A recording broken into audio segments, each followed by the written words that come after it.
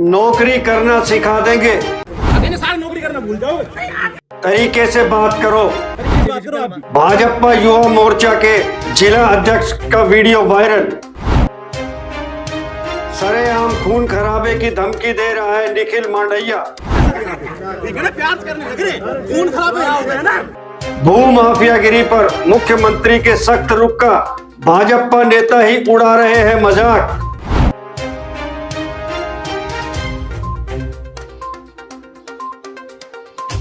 भ्रष्टाचार मुक्त सरकार के मुंह पर पोत रहे हैं कालिख। आखिर किसका मिल रहा है संरक्षण? विधायक, सांसद, मंत्री, मुख्यमंत्री या कोई और? दबंगों द्वारा अवैध कॉलोनी में तोड़फोड़ करने गए डीटीपी के साथ अभद्रता करने का मामला।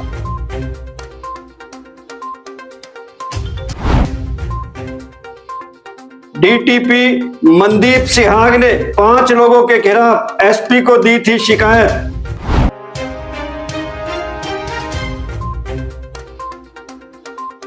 शिकायत में भाजपा जिला युवा मोर्चा के अध्यक्ष निखिल मांडैया व उनकी मां, नगर परिषद रेवाड़ी की वार्ड नंबर 12 की पार्षद रेखा देवी का नाम शामिल है।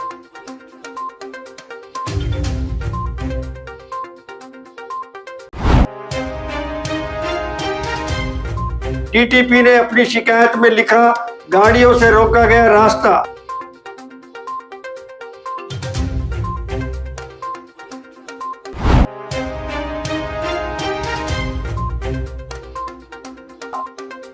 गाली गलौज और हाथापाई पर उतरने का आरोप, सरकारी कार्य में बाधा डालने का आरोप, 1 घंटे तक बंधक बनाने की कोशिश, पुलिस की भूमिका पर भी उठाए सवाल। मूक दर्शक बनकर खड़ी रही पुलिस। गौरतलब है, रेवाड़ी बावल मार्ग पर सुठानी गांव के नजदीक पेट्रोल पंप के पीछे 13 एकड़ में विकसित हो चुकी कॉलोनी के बाद 2.5 एकड़ में बसाई जा रही थी कॉलोनी। पुलिस बल के साथ तोड़फोड़ करने गई थी डीटीपी की टीम। हमारे डिमोलिशन ड्राइव थे तो सुठानी के अंदर पेट्रोल पंप के पीछे, जहाँ पर ऑलरेडी एक कॉलोनी इस्टेब्लिश हो चुकी थी, उसके पीछे उसका फर्दर एक्सटेंशन के ऊपर 2.5 एकड़ के अंदर 2-3 मकान बनने लग रहे थे, अंडर कंस्ट्रक्शन थे। हमारे संज्ञान में आया था और हमने तो लेकिन वहाँ पर जो लोग हैं जो जिनका उस प्रॉपर्टी से कोई लेना देना नहीं था, उन्होंने सरकारी कार्य में बाधा डाली और उन्होंने सारा तंत्र शंत्र, हमारा जेसीबी, हमारी सरकारी गाड़ियाँ सब उन्होंने रोक ली गई और 1 से 1.5 घंटा हमारा को एक किस्म का बंदी बनाने की उन्होंने कोशिश की।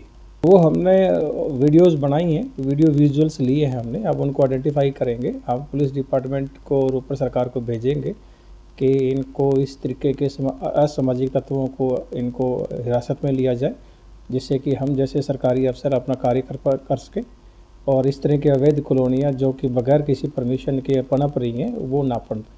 वो मैं जब तक चीज़ एक बार क्लियर नहीं हो जाती मैं उनका नाम नहीं ले सकता, लेकिन हाँ, जब हमारे कैमराज ऑन हुए तब उन्होंने वो राजनीतिक संरक्षणों का अपना नाम लेने बंद किए, अदरवाइज़ वो अपने उनके नाम ले रहे थे। बट मुझे नहीं लगता उनका किसी का संरक्षण है यहाँ पर। बट अगर अब हम इसको दूसरे तरीके से हैंडल करेंगे इन चीज़ों को। पुलिस फोर्स का ऐसा है जी, पुलिस फोर्स का ऐसा है, हमने काफ़ी आज टाइप किया तो कहीं जाके हमें 25 से 30 लोग मिले, बट अगर आप विजुअल्स देखेंगे तो वो आप समझ सकते हैं कि क्या कार्रवाई में किस तरह की कार्रवाई को रोकने में कैसे संक्षिप्त थे, वो आप खुद देख सकते हैं। तो माना जाए कि वो लोग जो मूक दर्शक बने रहे, जो फोर्स के नाम पर जो लोग वहाँ पर भेजे गए, इस बारे में मैं एक बार डीसी साहब से और एसपी साहब से खुद व्यक्तिगत तौर पे बात करूँगा कि इस तरीके की अगर एज ऑफिसर्स को अगर किसी तरह का काम में बाधा डलती है, प्रोटेक्शन नहीं मिलती है, तो मुझे नहीं लगता कि हम ऐसे ड्राइव्स को हम एग्जीक्यूट कर पाएंगे कभी। देखो, बहुत क्लियर है, मेरा काम है डिमोलिशन ड्राइव को एग्जीक्यूट कराने के लिए डिस्ट्रिक्ट एडमिनिस्ट्रेशन से बार बार संपर्क करना।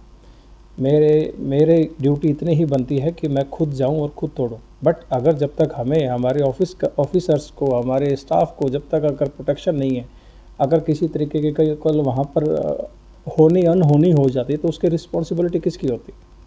तो मैं तो यही कहूँगा कि भी हमें बीइंग ऑफिसर्स, मेरे स्टाफ को, हम सब को उस तरीके का एक जॉइंट टास्क को एग्जीक्यूट करने के लिए हमें एडमिनिस्ट्रेशन से मिलना पड़ेगा मुझे, और उनसे मैं रिक्वेस्ट करूँगा कि भी इस तरीके की जो कार्रवाई बार बार ना हो। ये 5-10 लोग हैं, अगर हम प्रशासन अगर इनको नहीं रोक सकते तो आगे बड़ी कार्रवाई हम कैसे रोक पाएंगे।